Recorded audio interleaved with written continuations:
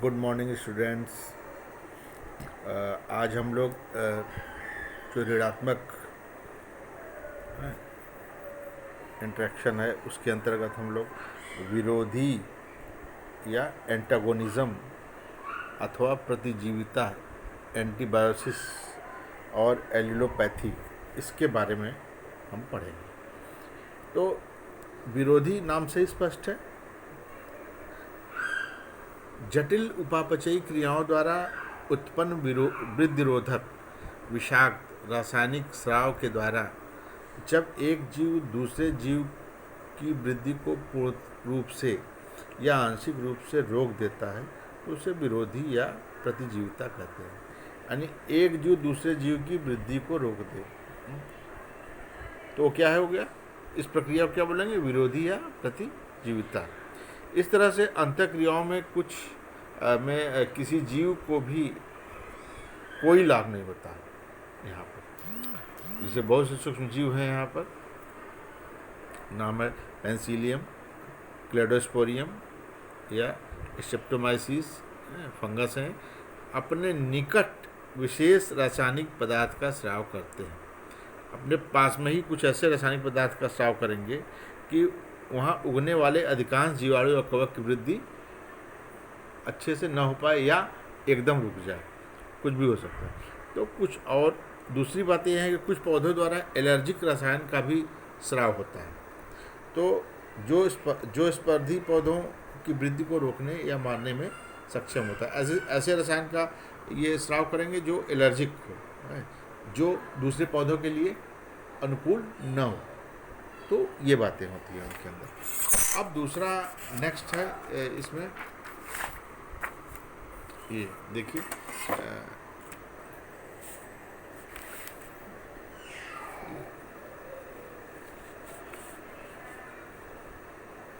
Parthenium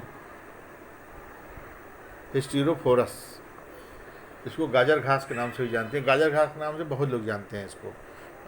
जो botany का आदमी नहीं होगा, जो बायोलॉजी का आदमी नहीं होगा, वो भी जानता होगा गाजर घास। इसको कांग्रेस घास के नाम से भी जाना जाता है। ये एक विनाशकारी खरपतवार है। तो अपने आसपास के जो जहाँ पर भी ये गाजर घास उगते हैं तो अपने आसपास के वातावरण कुछ फिनोलिक कंपाउंड का स्राव करते हैं। जब फिनोलिक कंपाउंड का स्राव करेंगे तो जो दूसरे जीव होंगे, दूसरे बीज होंगे, दूसरे पौधों के जो बीज होंगे, उनके अंकुरण और वृद्धि को ये रोक सकते हैं। तो इसलिए पार्थीनियम का जो है आसपास पाया जाना अच्छा नहीं माना जाता, उसको लोग कहते हैं इसको ख़त्म करो, और आसपास जो पौधे हैं वो हमारे लिए वो घातक हो जाएगा। तो परजीविता, पैरासिटिज्म। पैरासिटिज्म क्या है? ये विषम पोषी जीव होते हैं और अपना भोजन पोषक के शरीर से प्राप्त करते हैं, परजीवी कहलाते हैं। परजीवी के बारे में तो आप लोगों को अच्छे से मालूम है, बताया भी गया है। ये दो तरह के होते हैं, विकल्पी परजीवी, पहला फैकल्टेटिव पैरासाइट, यानी ऐसे परजीवी जो किसी दूसरे पौधों पर या दूसरे जीवों पर डिपेंड होते हैं, उनसे अपना भोजन प्राप्त करते हैं। लेकिन अगर वो न मिले, वो जीव या वो पौधा उनको प्राप्त न हो पोषक के रूप में, तो किसी सड़े गले पदार्थों से भी अपना भोजन प्राप्त कर सकते हैं। तो जो सड़े गले पदार्थों से अपना भोजन प्राप्त करेंगे वो क्या होंगे? वो मृतोपजीवी होंगे।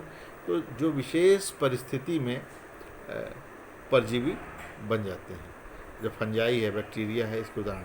दूसरा है अविकल्पी परजीवी, ऑब्लिगेट पैरासाइट। ऑब्लिगेट मतलब इनके पास परजीवी के अलावा कोई विकल्प नहीं है। इसके बारे में आप लोग को बताया जा चुका है, लेकिन फिर से यहाँ पर हम इसको एक बार वो कर दे रहे हैं। ये पोषक के परभक्षी होते हैं, पोषक के परभक्षी होते हैं।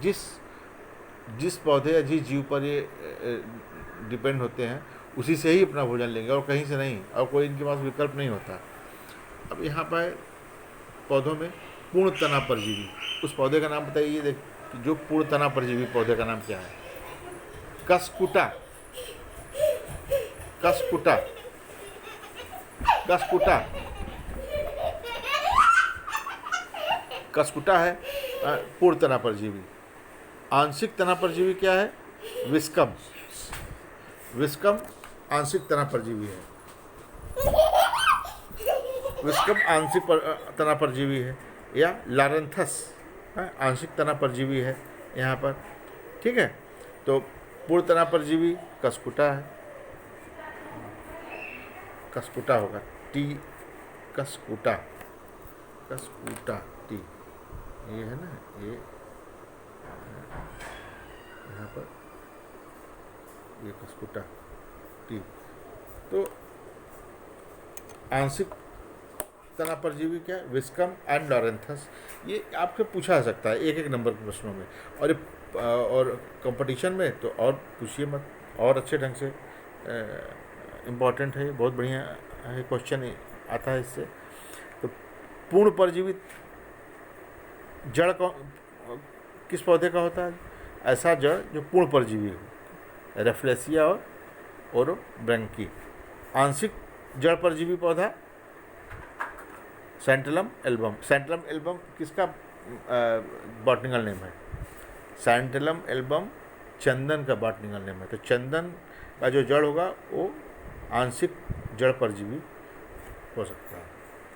तो दूसरा है परात परजीवी, परात परजीवी यानी हाइपर पैरासाइट।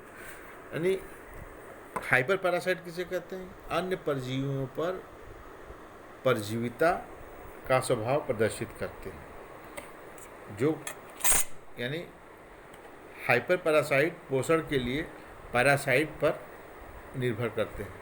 जो दूसरे पर, ऐसा व्यक्ति जो, या ऐसा जंतु या ऐसा पौधा जो खुद पैरासाइट हो, उस पैरासाइट को खाने के लिए या उस पैरासाइट से अपना भोजन प्राप्त करने के लिए जो पौधे या जंतु डिपेंड हो, उनको बोलते हैं हाइपर पैरासाइट।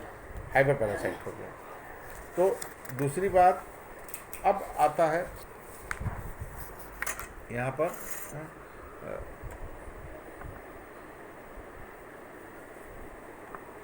हाइपर पैरासाइट पोषण के लिए पैरासाइट पर निर्भर रहते हैं और उनकी मृत्यु का कारण बनते हैं।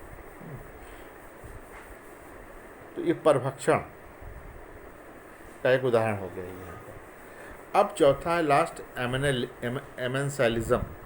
एमेंसेलिज्म किसे कहते हैं? एमेंसेलिज्म क्या है? इसके अंतर्गत एक जीव की वृद्धि को कुछ रासायनिक पदार्थों के रूप के स्राव से रोका जा सकता है। यानी इसके अंतर्गत एक जीव की वृद्धि को कुछ रासायनिक पदार्थ के स्राव से रोका जा सकता है। जैसे गेंदा मिट्टी में कुछ रासायनिक पदार्थ के स्राव और सूत्रकृमियों की वृद्धि को रोकता है।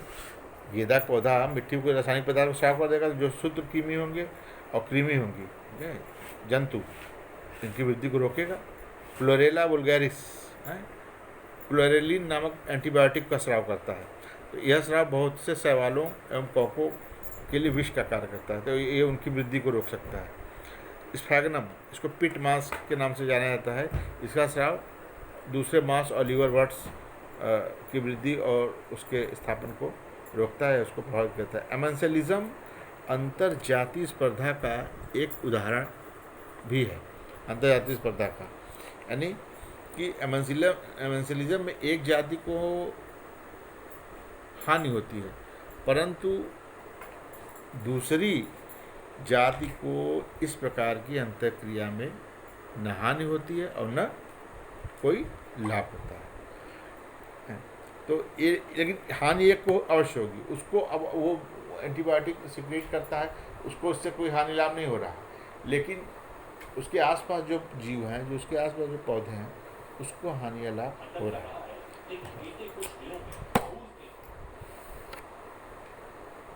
तो ये था आपका एमेंसेलिज्म। तो ये आपका पूरा ये क्या नाम से जो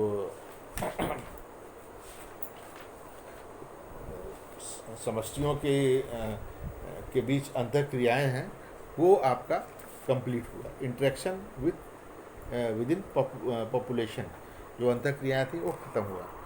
अब थोड़ा सा हम एक परभक्षी भक्ष अनुपात। परभक्षी मतलब क्या? भक्ष मतलब परभक्षी जो शिकारी है, परभक्ष क्या वो शिकार है, इस भाषा में समझिए। प्रीडेटर एंड प्रे का रेशियो क्या होता है? सामान्यतः किसी समुदाय में परभक्षियों की संख्या भक्ष की संख्या के समानुपाती होता है। जब भक्ष की संख्या घटती है तो परभक्षी या तो भूख से मर जाते हैं या उपयुक्त वासस्थान की तलाश में कहीं और जाने को मजबूर हो जाते हैं। ठीक है, तो यहाँ पर देखा जाए सबसे बड़ा परभक्षी कौन है? सबसे बड़ा परभक्षी कौन होता है? Man is the most harmful predator. मानव सबसे अत्यंत निर्मम परभक्षी होता है। उससे बड़ा परभक्षी कोई नहीं है संसार में। ठीक, अब